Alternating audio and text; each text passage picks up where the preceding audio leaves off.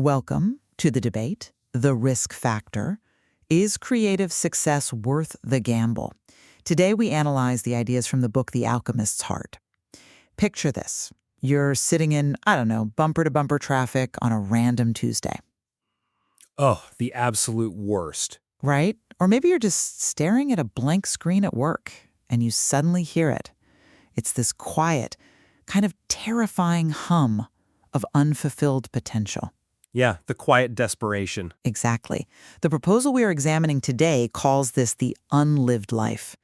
It's the modern malaise of the corporate climber and the blocked artist alike.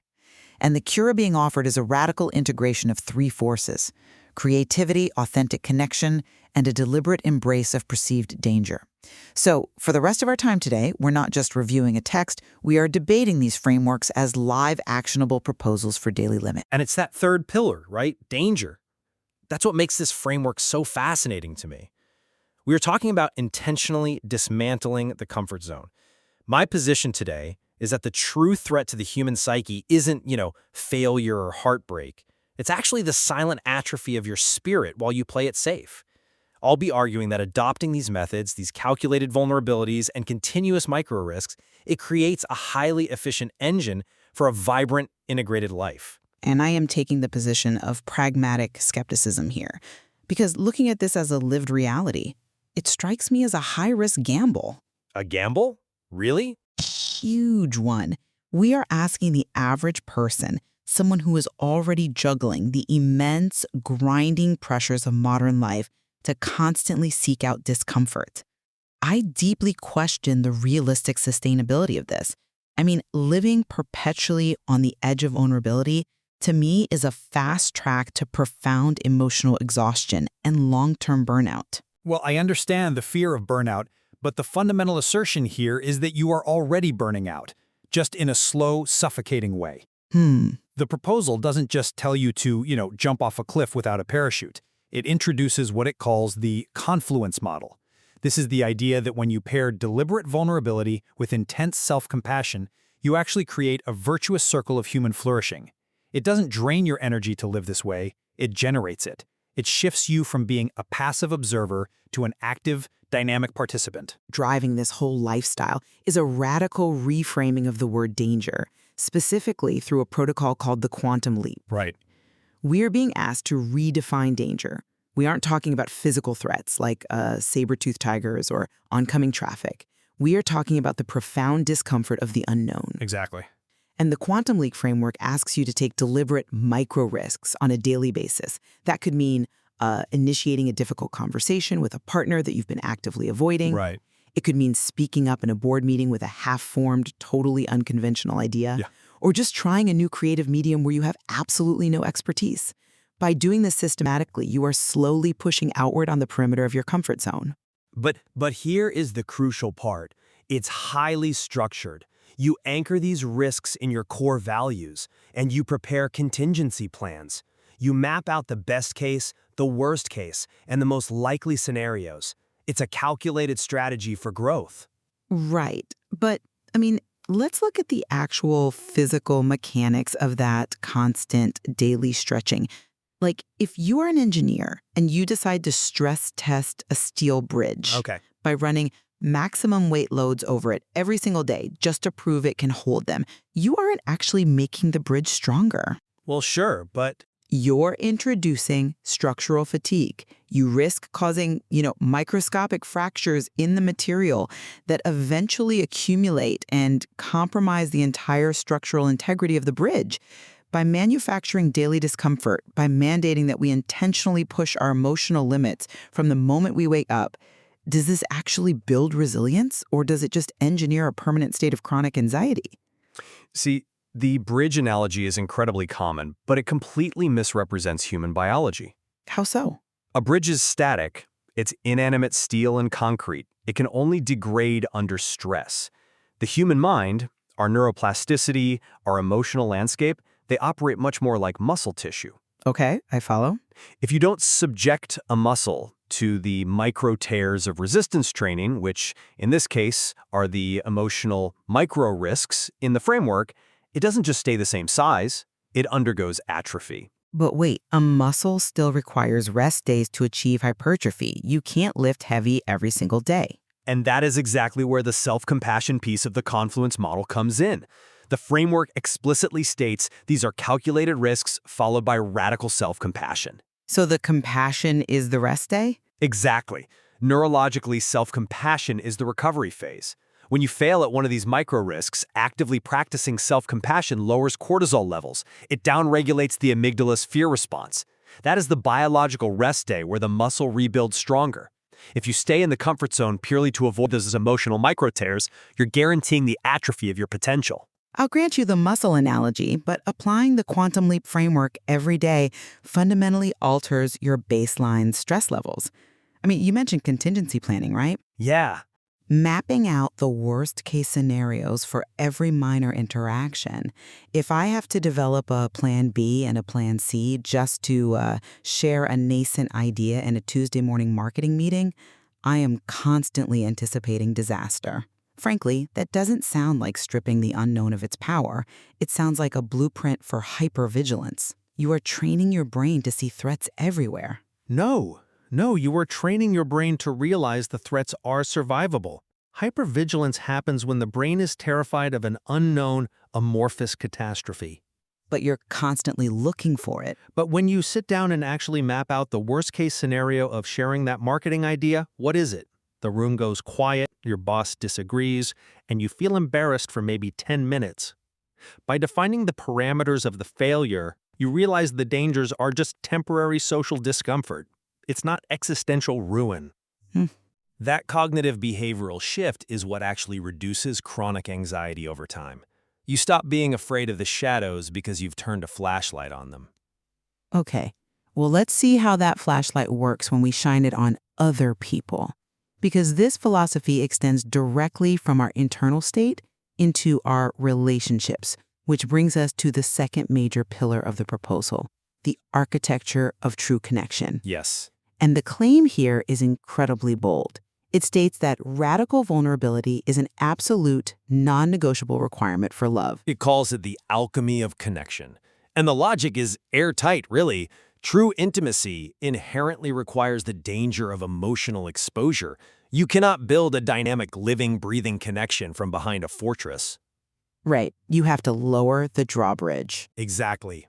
The proposal asks us to dismantle our protective walls. Practice deep, active listening where we temporarily surrender our own ego and clearly communicate our inner state. It requires a radical presence. Exposing your authentic self is terrifying, it is dangerous, but it is the only soil where genuine empathy can actually bloom. It's beautiful poetry, I'll give you that. But as a universal application, I find it deeply problematic. The framework operates on this utopian assumption that all emotional exposure eventually yields a profound reciprocal reward. Well, not all exposure. But what about environments that completely lack psychological safety? Let's talk about a toxic corporate workplace or, a highly manipulative familial dynamic. The framework doesn't ignore those environments, though. But it actively tells you to dismantle your walls. If we look at the proposal's own foundation of radical self-acceptance and self-love, doesn't self-love sometimes require keeping those protective walls heavily fortified? I think Because in many real-world scenarios, stepping into a room and dropping your armor doesn't lead to the alchemy of connection. It just provides ammunition to bad actors and leads to unnecessary emotional hemorrhage. Okay, you are conflating vulnerability with defenselessness, and that is a critical error here. The proposal makes a very specific surgical distinction by pairing vulnerability with the strict setting of healthy boundaries. Boundaries are not walls. They function the same way when someone is trying to hurt you, though. No, they function entirely differently. A wall is a rigid, impenetrable barrier born of pure fear. It blocks out everything, both the harmful attacks and the nourishing connections. You survive behind the wall, sure, but you starve. And a boundary? A boundary, on the other hand, is an act of self-definition. It operates with selective permeability. It is you stating, this is where I end and you begin. Here is what is acceptable and here is what is not. But enforcing that boundary still takes a massive toll. It's exhausting. Yes, because communicating a boundary requires immense vulnerability. You risk displeasing someone, you risk conflict, you risk them walking away, but that vulnerability protects your core. The framework does not ask you to bleed on people who haven't earned your trust or to be a martyr in a toxic workplace. It asks you to stop hiding behind a concrete wall from the people who actually could love you if you let them in. Okay, but even if I accept the distinction between a boundary and a wall, the demand for active, dynamic participation in every relationship is staggering.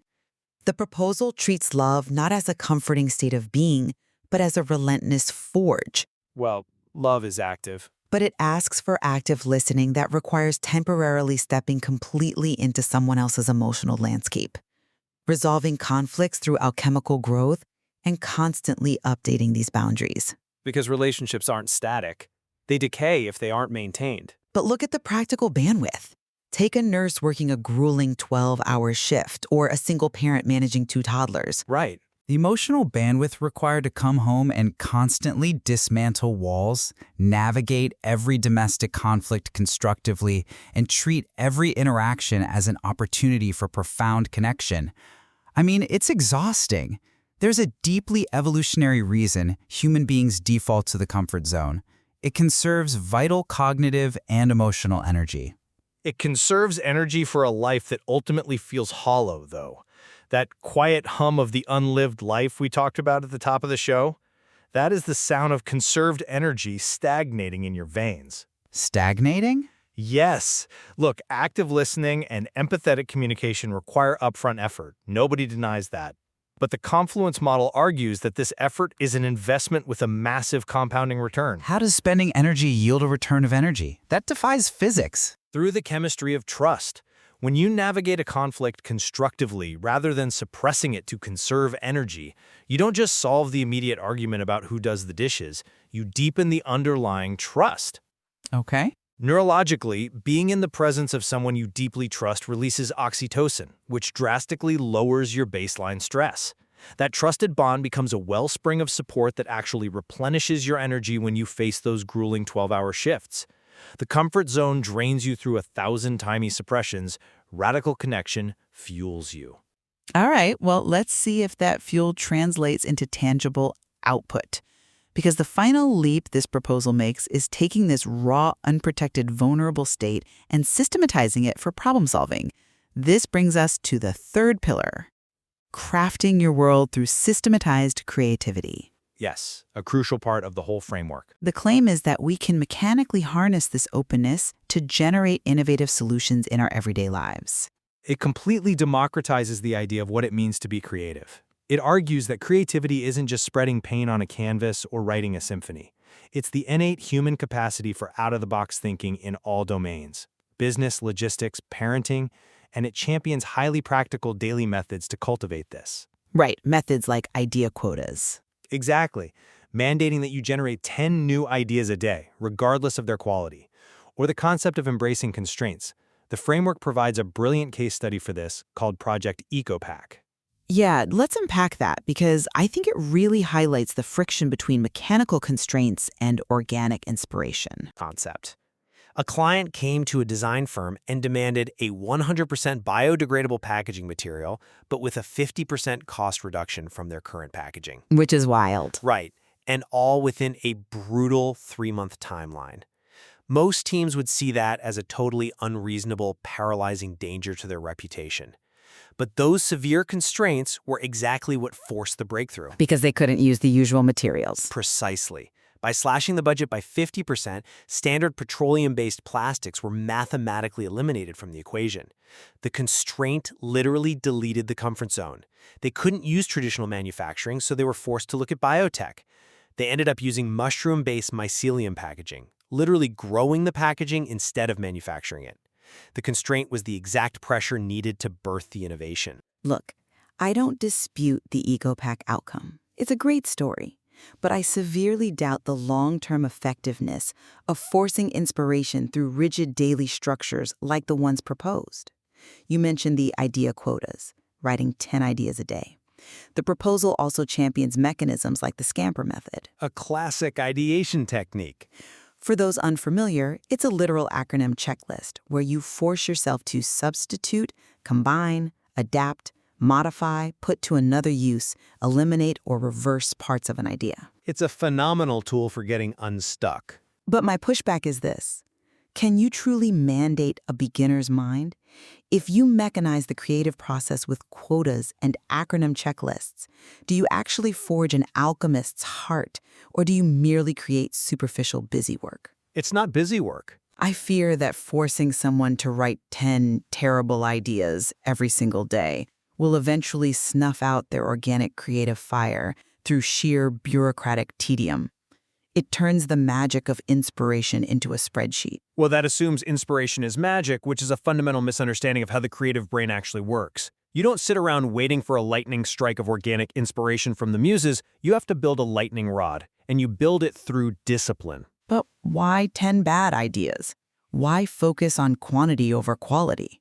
Because the tedium of generating 10 ideas a day serves a very precise neurological function. It bypasses the inner critic. Oh, interesting. When you sit down with the goal of writing one perfect idea, your amygdala flares up. You are terrified of failing. But when your only goal is to hit a quota of 10 ideas, and you give yourself permission for 9 of them to be absolute garbage, you are practicing a form of vulnerability. You are allowing yourself to be imperfect on the page. Facing the danger of your own inadequacy shuts down the brain's filtering mechanism. That mechanical process clears out the predictable, cliché thoughts, so that when a genuine, novel connection is ready to be made, the neural pathway is already greased. I understand the theory of bypassing the inner critic. I really do, but there is also the danger of losing the forest for the trees. If I am spending my mental bandwidth applying the Scamper checklist to my morning commute, or trying to generate 10 novel ways to organize my grocery list, just to satisfy a daily mandate of playful experimentation, Well, that's an extreme example. I am diluting my cognitive resources. True originality, the kind we see in the quantum physicists or the master architects mentioned elsewhere in the proposal, often comes from deep, unstructured, uninterrupted contemplation.